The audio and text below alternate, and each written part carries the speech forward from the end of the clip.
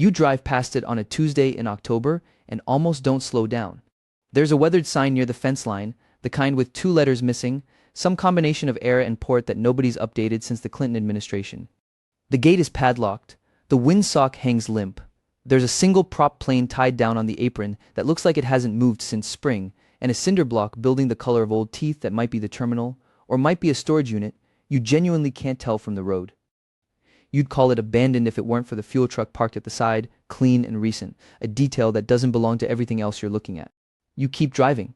You don't know yet that on the 3 holiday weekends last year, that sleepy strip of asphalt ran over 40 private landings, billed fuel at margins that would embarrass a gas station, and collected tie-down and hangar fees from 12 aircraft that have nowhere else to go within 60 miles. You don't know that the owner is asking $3.2 million for it, that 2 of those million are really just land, and that whoever buys it doesn't just buy a runway. They buy a choke point. They buy the only place inside a 60-mile radius where a Cirrus or a King Air can legally put down, refuel, and park.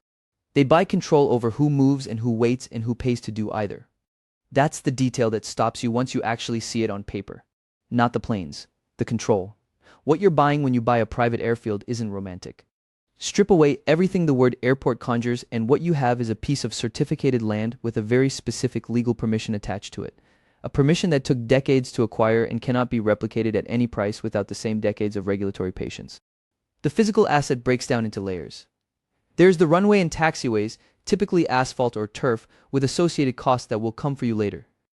There's the apron, the ramp area where aircraft park and fuel trucks pull alongside. There's the hangar or hangars, anywhere from 2 T hangars sharing walls like townhouses to 1 or 2 box hangars that can swallow a mid-sized jet whole.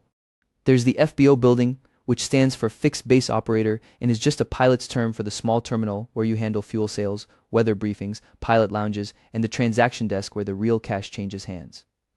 Below all of that sits the fuel farm, a collection of tanks that hold avgas and Jet A, priced at margins you set, sold to a captive market that has no other option for 60 miles in any direction.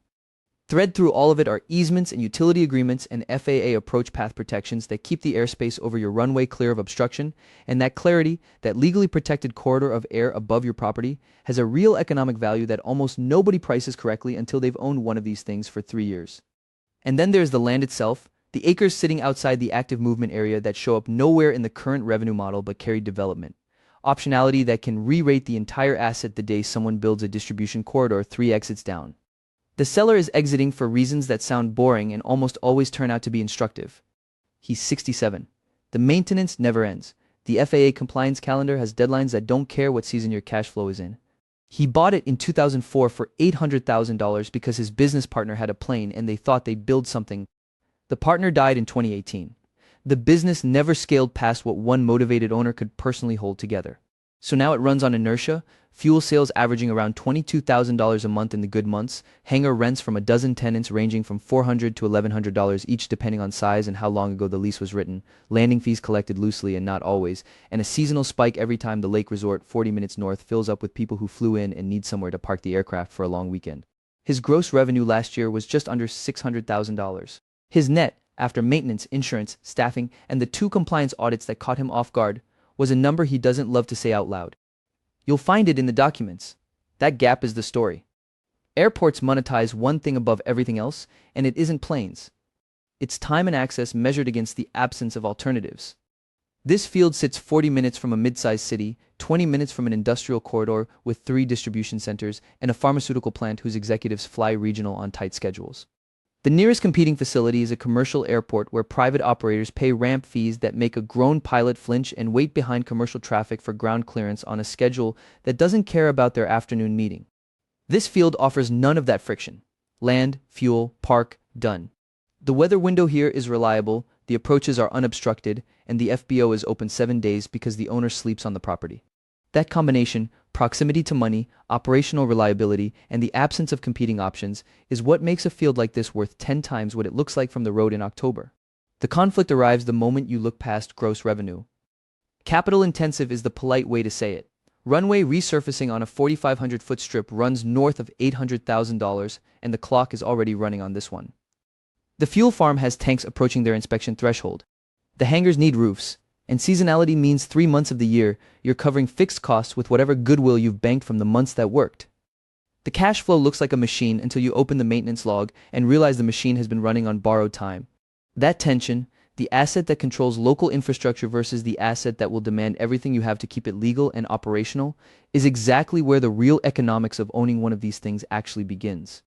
So you call the broker on a Wednesday morning, and by Thursday afternoon, you have a package sitting in your email that's 43 pages long and answers almost none of the questions that actually matter.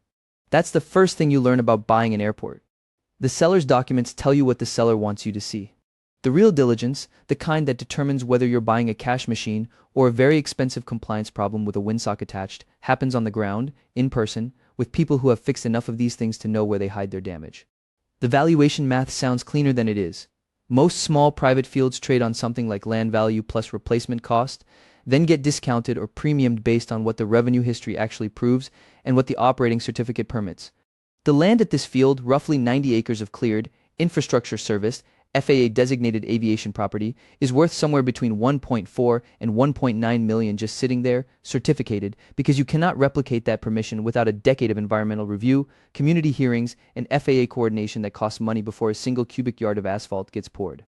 Add replacement cost on the physical plant, a fuel farm, 2 box hangars, 6 T hangars, the FBO building, runway lighting, an instrument approach system that's already installed and commissioned, and you're at another 1.2 to 1.5 on top.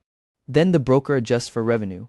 This field's proven gross of just under 600,000 annually, with 12 tenants and fuel margins that hold in a thin market, puts a multiple on top. The ask of 3.2 million is not irrational. It is also not the number you will actually pay once you finish the checklist that kills most deals before they close. Start on the pavement because the pavement is where the first surprise is almost always buried. A 4,500-foot runway looks fine from the fence. It looks fine on the seller's inspection report, which was completed by an engineer the seller hired, which is a sentence that should already be making you uncomfortable. You bring your own. A proper pavement condition index assessment on a runway this size runs between $8,000 and $15,000 and will tell you whether you're looking at cracked ceiling and a slurry coat in year 3 or full mill and ovate in year 1.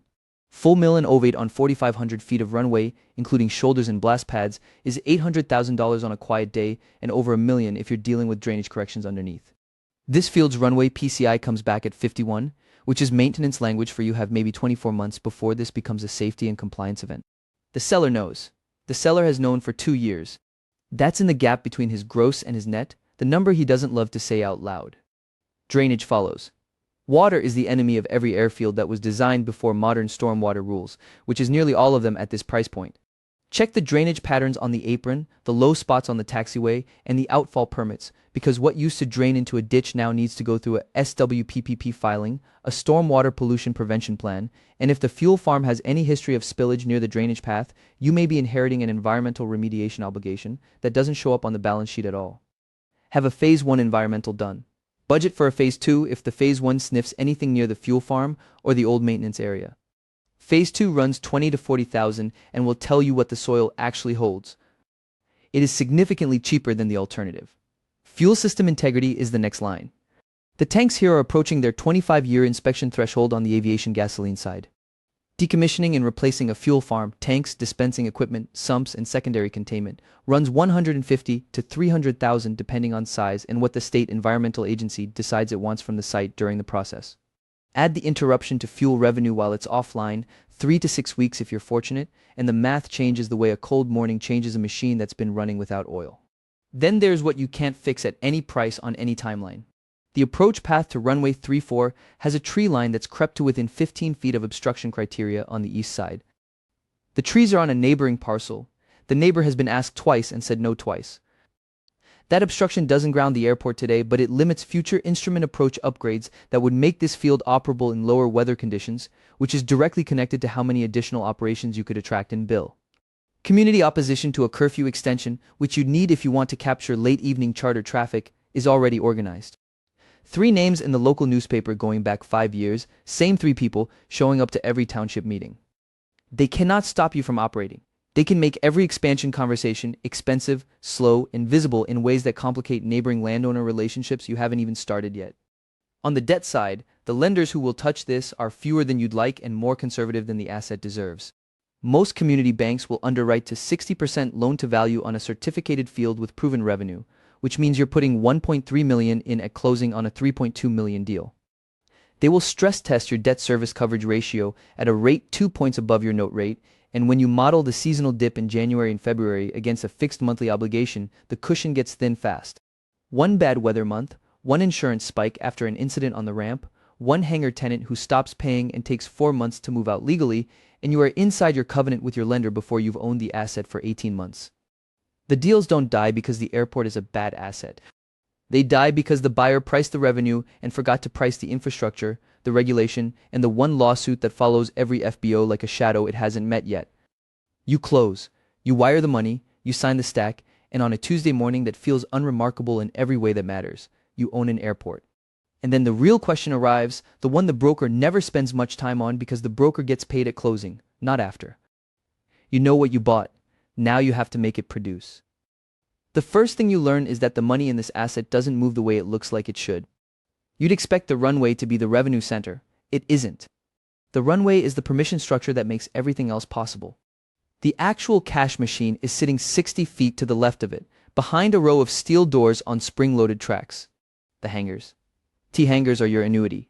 A standard T-hangar on a regional field in a mid-size market rents between $400 and $750 a month depending on door width, location on the row, and how long the current tenant has been there. 6 T-hangars at $550 average is $3,300 a month. That number isn't exciting until you look at what it costs you to produce it, which is almost nothing after the structure exists. No cleaning staff, no turnover, no inventory. A hangar is a metal box with a door and a concrete floor. The tenant pays, the door goes up, the door goes down. The occupancy dynamics on a well-located field aren't like apartments. When someone gets a T-hangar, they tend to stay in it for years because the waiting list to replace it is the same reason they weren't going to give it up. Scarcity is the pricing power here. You add a wait list, you add a rent escalator tied to CPI, or a flat 3% annually baked into the lease, and suddenly you have a revenue stream that compounds without you touching it. Corporate hangars are a different conversation entirely. A clearspan box hangar large enough to shelter a mid-sized jet, think Citation or Phenom class, is 10,000 to 12,000 square feet of steel on a concrete slab, and it rents for $3,500 to $8,000 a month, depending on the market and what you include. One corporate tenant paying $5,500 a month under a 5-year lease with personal guarantee is worth more to your net operating income than 4 T-hangars and costs you far less in management attention. The math on adding one corporate box hangar, call it $600,000 to $900,000 all in to build, at $6,000 a month is a 10 to 12-year payback on the structure before you factor land appreciation. If you finance the construction and the rent covers the debt service with room left over, you're printing money on a build-to-suit basis before the concrete is fully cured. Fuel is where the margin lives, but also where the exposure bites. Jet A demand scales with based aircraft count and transient traffic. Avgas 100LL serves the piston crowd, your flight school customers, your weekend flyers. The margin on fuel at a small FBO typically runs between 0.75 milk and 1.50 per gallon after you've bought it from your distributor, covered your credit card processing fees, and accounted for the occasional pump that needs calibration at the worst possible time. A modest field pumping 15,000 gallons of Jet A month at $1 of margin is $15,000. That's $180,000 a year from one lever. But the fuel farm is also the asset on this property most likely to send you an unexpected bill. The capex to replace aging underground infrastructure is real, and the price risk on your inventory position during a crude spike can compress your margin to almost nothing in a quarter you were counting on. You learn to hedge your exposure where you can and hold less inventory than feels comfortable. The tenant ecosystem is the part most buyers undervalue on their first look at the pro forma. A maintenance shop that pays you $2,200 a month in ground rent also generates 40 aircraft movements a month that each require fuel. The flight school operating out of your FBO is paying you rent and burning 800 gallons of avgas a week. The charter operator you courted for 18 months by offering favorable hangar rates is now bringing corporate clients onto your ramp who need fuel, handling, and catering coordination you can either provide or subcontract at margin. Each tenant is not just a rent check. Each tenant is a traffic generator, and traffic is what justifies every fee you charge and every improvement you make. Stickiness in this asset class is not a soft metric. It is structural. When your tenants' businesses grow, your numbers grow without you having to find anyone new. The fee structure sounds simple until you apply it wrong. Ramp fees, overnight parking, tie-downs, handling fees for transient aircraft, landing fees where the market tolerates them. At a field like this one, ramp fees in the 25 to 50 range for transient piston traffic, and handling fees in the 150 to 300 range for jets are standard and expected. Where operators make a mistake is overpricing against the next nearest FBO. If the field 40 miles east is waiving fees for jets over 200 gallons, you will lose that traffic permanently the first time you charge it. Fees are a tool, not a wall. The pilots who stop once and feel like they got handled fairly come back. The ones who feel picked over file it away and route around you forever. The ground beneath the runways you'll never use for aviation is its own chapter. Frontage lots along the access road, parcels outside the runway protection zones, areas zoned for commercial or industrial use adjacent to your perimeter. A telecom tower lease on airport land runs $1,200 to $2,500 a month with almost no overhead. A ground lease to a storage or light industrial tenant on a 2-acre pad at the perimeter generates $3,000 to $5,000 a month and doesn't touch your aviation certificate at all. Solar on a south-facing hangar roof, the kind of deal a developer brings to you and finances himself in exchange for a long-term lease, can offset your utility bill and generate modest income without you writing a single check. None of these are transformational on their own. Together they are the difference between an asset that breaks even on operations and one that quietly compounds. The unit economics of a modest upgrade cycle look like this. You start with 6 T-hangars, a small fuel farm, and 2 ground leases at roughly $28,000 a month in gross revenue. You build 1 corporate hangar, add a flight school tenant, negotiate a fuel volume increase with your distributor that drops your cost by 0.12 a gallon, and install a telecom tower on the back 40. 18 months later, you're at $47,000 a month in gross before you've added a single aircraft to the traffic count. Net operating income moves from $14,000 a month to something closer to $26,000, not because more planes arrived, but because you pulled 3 levers on the asset you already owned. That's the machine, not the runway. The runway is just the door that never closes. So you've built the machine. You understand the levers. But there's a question sitting underneath all of it that most buyers never ask clearly enough until they're 3 years in and somebody makes them an offer they didn't expect. What do you actually own? Not the fuel margin, not the hangar leases. Not the flight school tenant who parks his Cessna in row C and pays you $520 a month like clockwork. What you own is permitted, serviced land with a runway on it and a captive ecosystem built around the only place within 40 miles where a medevac helicopter can land at 2 a.m., where the regional logistics operator can position a turboprop, where the executive whose time is worth $4,000 an hour can arrive without touching a commercial terminal. That is the infrastructure control premium. The airport doesn't look like it's growing fast because it isn't. It looks boring. It is boring, and boring is precisely why it becomes essential without announcing itself. The land math is what re-rates the asset when you eventually sell. A replacement cost analysis on a modest regional field, the FAA permits, the runway pavement, the lighting systems, the fuel farm infrastructure, the hangars, the environmental approvals, and the noise variance you had to negotiate with the county 3 years before you showed up, puts the rebuild number somewhere between $8 million and $22 million depending on your market. Your P&L might only support a $3.5 million valuation on a cap rate basis. That gap between income-based value and replacement cost value is where the upside lives and where patient buyers do very well. The entitlements alone, the permitted capacity, the environmental clearances, the FAA designations are worth years of regulatory process that nobody can buy their way around quickly. You can't just build a new airport because you want one. But the risk ledger is honest and it's long. Environmental exposure sits at the top. Fuel is the product and the liability simultaneously. A single underground tank leak can produce a 6-figure remediation bill that arrives with no warning and cannot be deferred. You carry environmental liability coverage that costs more than you expect and covers less than you'd like. Pavement reserves are the other slow bill.